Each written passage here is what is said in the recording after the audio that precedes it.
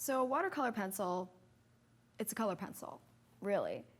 If I never added any water to this at all, it would just be a color pencil drawing.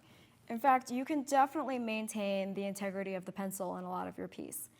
And it just depends on what you want. Actually, if you press down hard enough, you can definitely maintain some of the stroke marks. And that's kind of the beauty of it.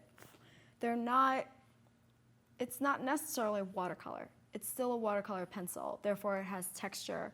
And if you use enough of the pigment down, you will always see the stroke, depending on what you want.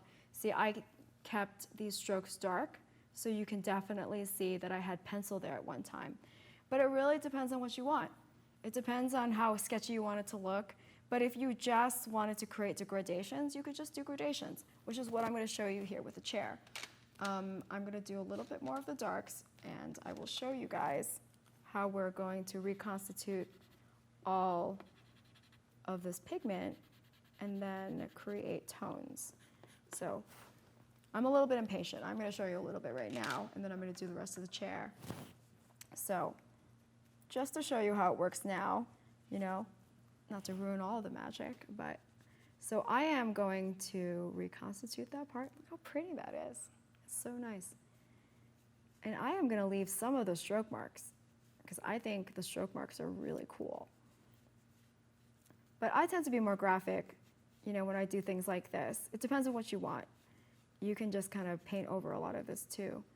I actually really like that some of this stuff could be more graphic. I mean, I could definitely do something much more realistic, but for this, I really wanted to show you guys the beauty of this medium. And it's also good. You should blot your paper.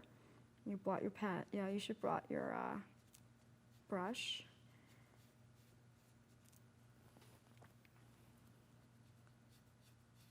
And here we go. So I'm also going to maintain some of the white of the paper and see how they all kind of blend in together. And what if I just did one stroke on the side, and then that opens up that color a little bit. Now there's a little bit more dimension, right? And I'm not sure if I'm going to incorporate the watercolor pen in this part because I think this is rich enough.